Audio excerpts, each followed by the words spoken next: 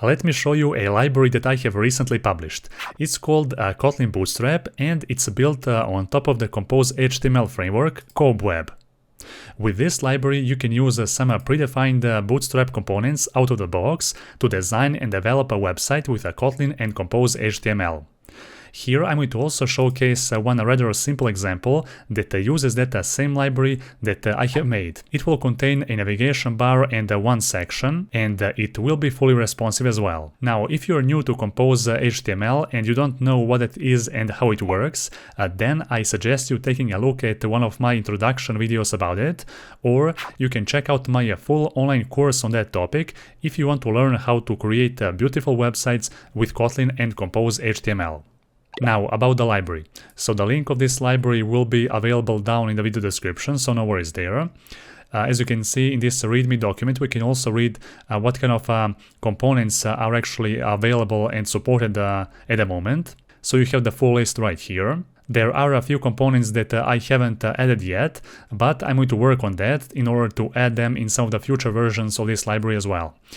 Down below you can also check out and see how each one of those components actually look like. So here, as you can see, the first one is a button. So we have a different kind of variations for this button as well. We have a loading button, a button with a badge, and so on. Down below we can also see the actual implementation of that same component as well. So it's pretty straightforward.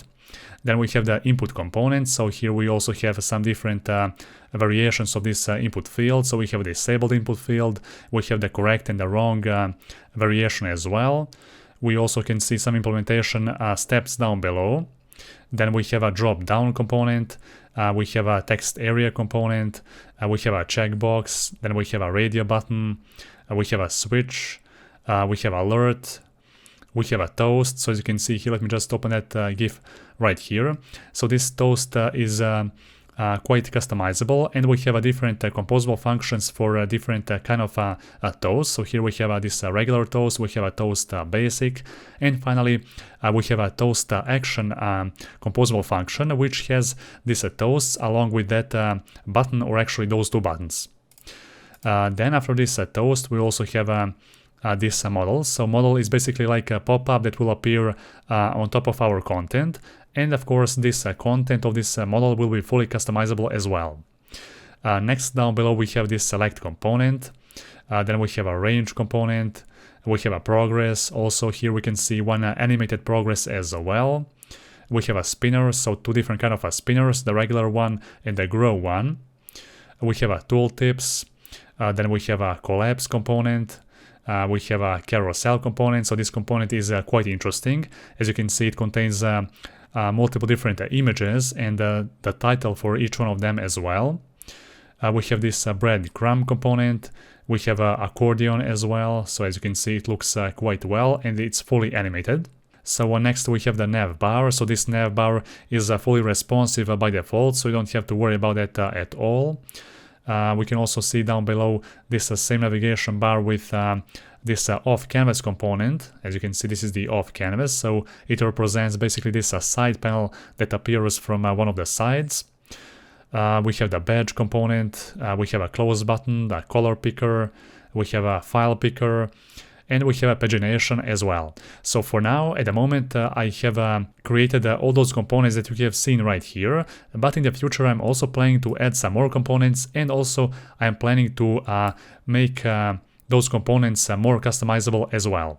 Anyhow, the next thing, let me just show you how we can actually implement and install this library into our own project. So I already assume that you have cloned one of those empty templates from the Cobweb repository. And if you want to implement this library to your project, you just need to add this Maven Jetpack IO into your Gradle build file or a project level Gradle build file. And then after that, you need to open up your site module, and there this is the implementation that you need to add in your project. And also you need to include those two lines of code. So you need to include this script and the CSS file, so the Bootstrap CSS file and the Bootstrap JS file as well. And after you complete those two steps, you are free to use this library. So let me now finally open up the project that I have made for this purpose.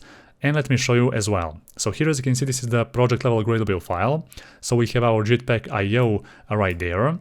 Then inside our site module Gradle file, we have that same dependency that I have just talked about. And also we have those two blocks of code as well, so script and a link. Now after that, after you implement those codes in your Gradle files, then you are free to use those components in your project. So as you can see here, this is the demo project that I have just prepared. So here we have only a single page, the home page, that will be shown whenever you open up this server. So here, as you can see, we have one box that represents our whole website. And in this box, we have one column that will hold those two composable functions like the navigation bar and the main section.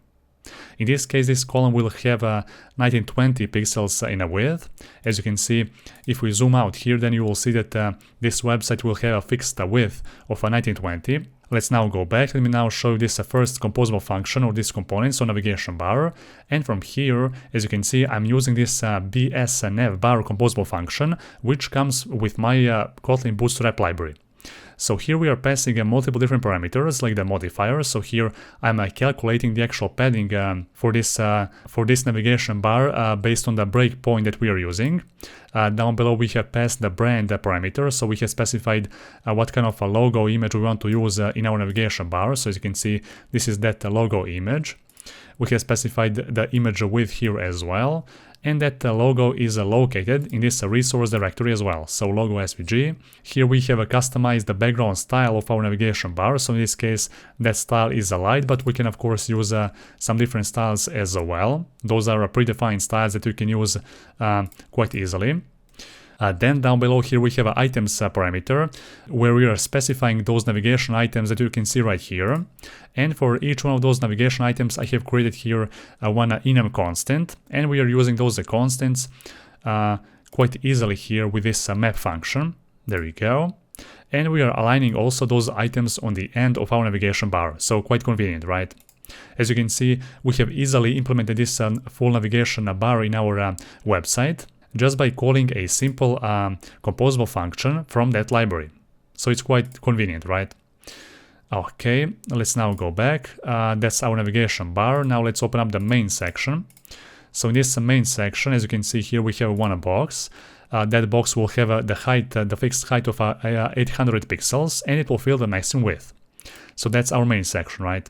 Now the first thing that we are placing in this main section box is this image. Now, on top of this image, I'm placing one box that will represent that black overlay with a background color of a black of a 40% opacity, right? Then after that, on top of this box, I'm placing this column, which will contain, of course, a couple of those text elements and those two buttons that also belong to my Kotlin Bootstrap library as well. So here I have specified the text of those two buttons and also the size as well. So as you can see, for now we can customize the size of this button to be a large, default, or a small. Here I have also specified the variant of this button to be a light outline for our Learn More button, and our default Get Started button will have a default style which will be a primary, right? So here we can customize different styles of our buttons, so we have our regular styles and the outline styles as well. So pretty nice feature. And of course, each and every composable function from this library has also different customization parameters, and each one of those composable functions are fully documented, which means that you can read everything about them and understand how their parameters actually work.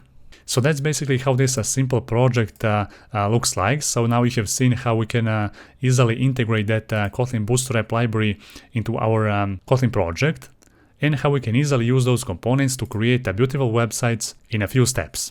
Leave a comment down below and let me know what you think about this library in general, and also be sure to like this video, but only if you find it helpful.